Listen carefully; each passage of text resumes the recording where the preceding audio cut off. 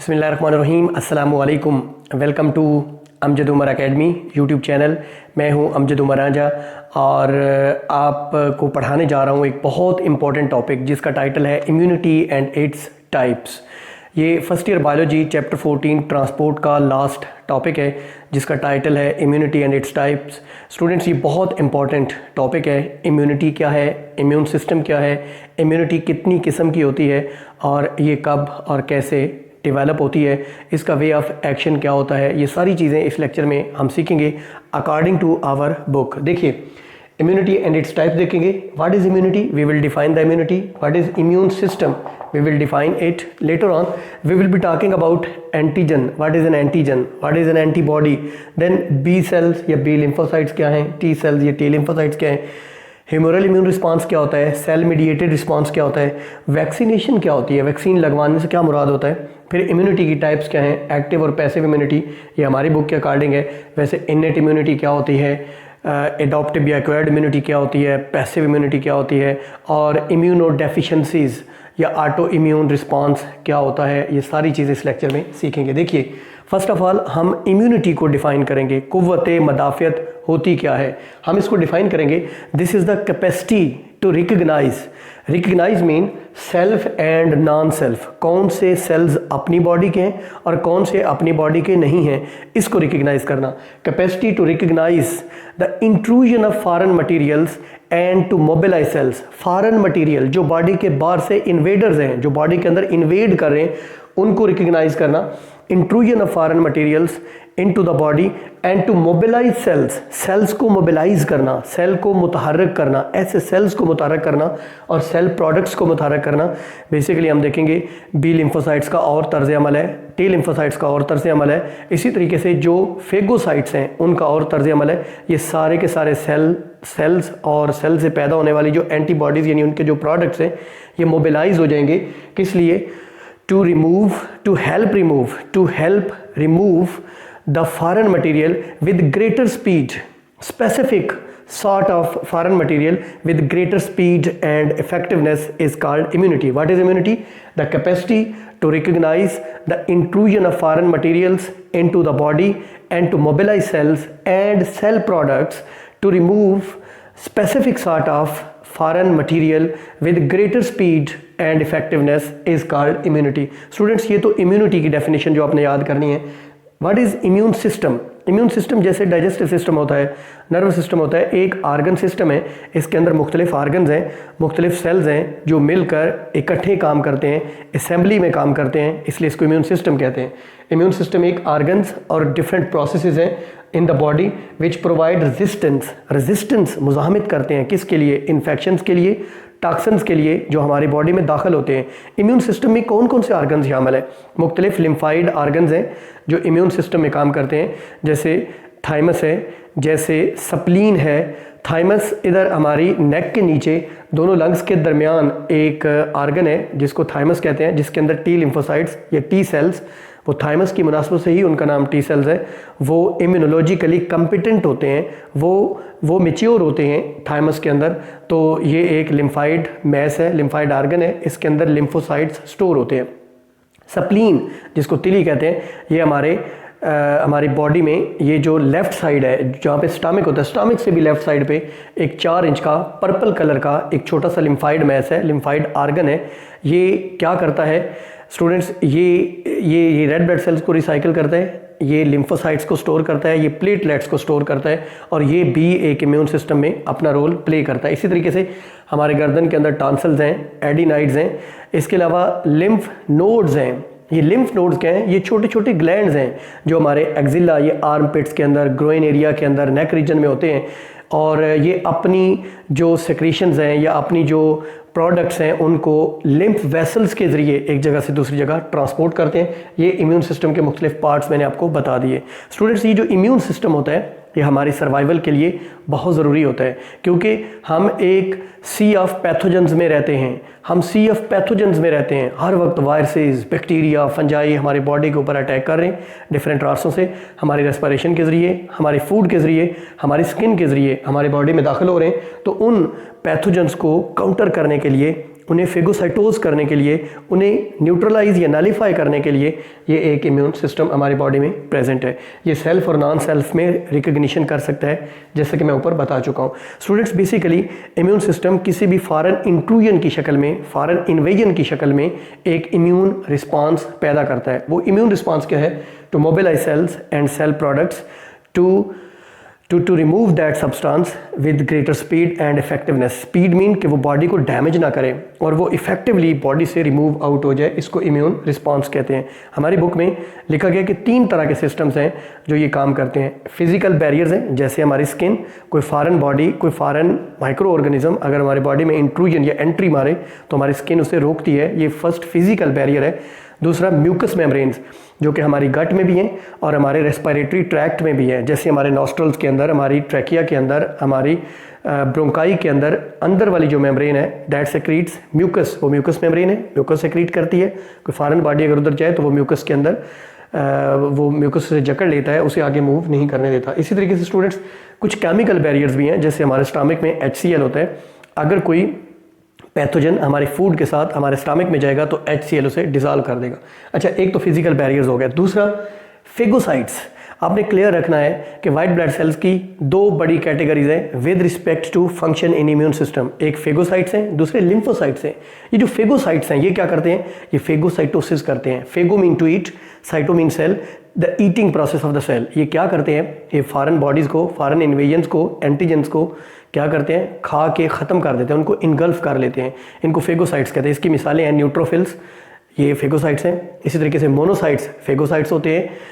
इसी तरीके से मैक्रोफेजेस जो होते हैं, मोनोसाइट्स जब टिश्यूज़ के अंदर आ जाते हैं, ब्लड सर्कुलेशन से निकल कर, तो वो डिफ्रेंशिएट होकर मैक्रोफेजेस बनाते हैं जो कि इनगल्फ करते हैं, जो कि फेगोसाइटोसिस करते हैं। मैक्रोफेगस फीडिंग, जिसका मतलब होता है इनगल्फ कर लेना, एक ही चंक में खा जाना चीज़ों को।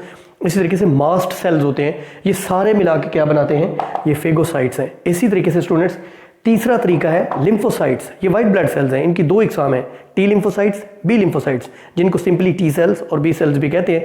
इनको ये नाम क्यों दिया गया है ये मैं आगे चल के बताता हूँ। स्टूडेंट्स, ये है हमारी बॉडी का इम्यून सिस्टम। आप कहेंगे कि क्या ये भी इम्यून सिस्टम है, लेकिन ये मेन जो इम्यून सिस्टम है, जो कि हमारी बुक के अकॉर्डिंग कुछ कन्फ्यूजन्स भी हैं इस टॉपिक में, हमारी बुक में, वो मैं क्लियर करता हूँ आगे चल के। तो ये 3 हमारी बॉडी के अंदर मौजूद हैं। स्टूडेंट्स, इम्यून सिस्टम में 2 तरह के सेल्स, जैसे कि मैंने आपको बताया, बी सेल्स और टी सेल्स। बी सेल्स और टी सेल्स।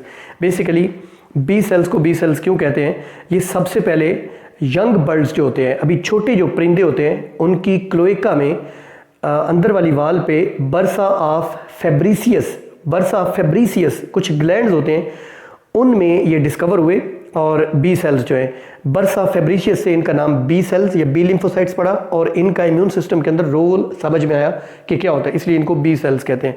इनका इम्यून सिस्टम के अंदर रोल क्या है? ये एंटीबॉडीज़ पैदा करते हैं, जिनको इम्यूनोग्लोब्यूलेंस भी कहते हैं। ये क्या होती हैं ये मैं आगे चल के बताता हूँ।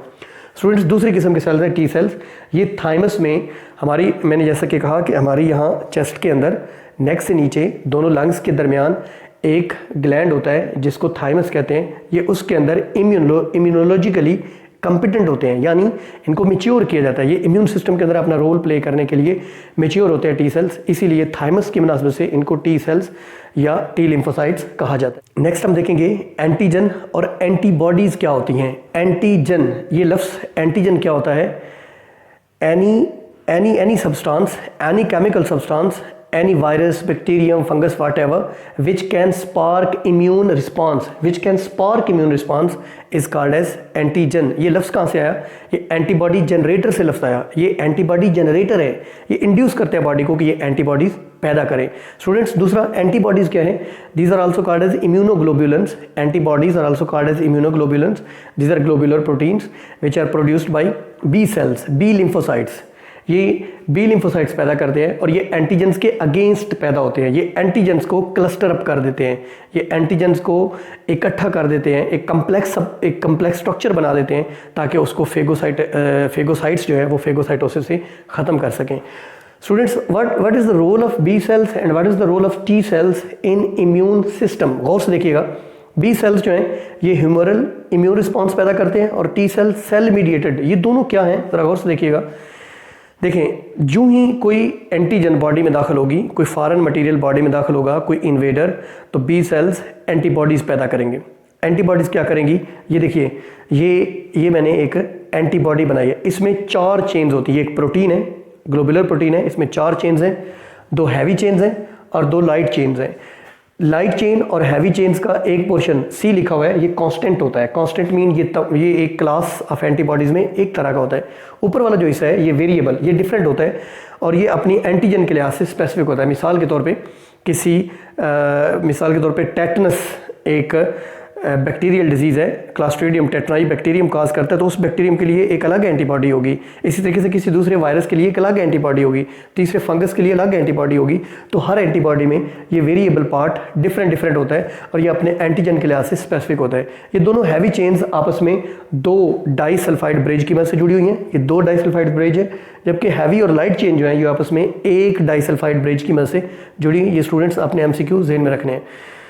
हम देखेंगे what is the function of B cells. B cells जब कोई एंटीजन बॉडी में दाखिल होगी तो उसके जवाब में ये एंटीबॉडी प्रोड्यूस करेंगे। ये देखिए, फ़र्ज़ करें ये कोई एंटीजन है, ये कोई फॉरेन मटेरियल है, ये फॉरेन इन्वेडर है, कोई वायरस बैक्टीरियम। इसकी सरफेस पर ये स्पेसिफिक रिसेप्टर साइट है और इसके लिए ये स्पेसिफिक एंटीजन है, एंटीबॉडी है। एंटीबॉडी क्या करेगी, इनको आपस में क्लस्टर अप कर देगी। ये है ह्यूमरल इम्यून रिस्पॉन्स। चूँकि इसमें एंटीबॉडीज़ मुलविस हैं जो कि प्लाज्मा के अंदर डिज़ॉल्व्ड शक्ल में होती हैं, इनको बी सेल्स, ये जो इम्यून सिस्टम का काम है, इसे ह्यूमरल इम्यून रिस्पांस कहते हैं। स्टूडेंट्स, टी सेल्स क्या करते हैं, उनका काम थोड़ा डिफरेंट है। जब ये कम्प्लेक्स बन गया तो टी सेल्स की अब 2 टाइप्स हैं, एक हेल्पर टी लिम्फोसाइट्स और एक killer T lymphocytes. Helper T lymphocytes आपके ज़हन में एड्स आ रहा होगा। एड्स काज करते हैं HIV, एक वायरस है जो हेल्पर टी लिम्फोसाइट्स को ख़त्म करता है। ये एडाप्टिव इम्यूनिटी है, ये एक्वायर्ड इम्यूनिटी है, इसलिए एड्स को एक्वायर्ड इम्यूनोडेफिशिएंसी सिंड्रोम कहते हैं। मैं आगे चल के बताता हूँ उसके बारे में। तो स्टूडेंट्स, हेल्पर टी लिम्फोसाइट्स या हेल्पर टी सेल्स जो हैं ये क्या करते हैं, ये कम्युनिकेट करते हैं, ये कोऑर्डिनेट करते हैं, ये बी सेल्स को कायल करते हैं, उनको इंड्यूस करते हैं कि वो मज़ीद एंटीबॉडीज़ पैदा करें। ये किलर सेल्स को इंड्यूस करते हैं कि ये इस कम्प्लेक्स को किल कर दे, टॉक्सिक सब्सटेंसेस प्रोड्यूस करें, इनको किल कर दे, इनको पैरालाइज कर दे, इनको न्यूट्रलाइज कर दे, इनको बॉडी के अंदर ख़त्म कर दे। व्हाट इज़ वैक्सीनेशन और इम्यूनाइजेशन। जब हम कोई एटेनुएटेड वीकेंड वायरस या जम कोई बॉडी के अंदर इनाकुलेट करते हैं, इंजेक्ट करते हैं, तो हमारी बॉडी वो जैसे वीक होता है, वो कोई डिजीज़ या सिकनेस काज नहीं कर सकता, तो हमारी बॉडी उसके खिलाफ इम्यूनिटी पैदा कर लेती है।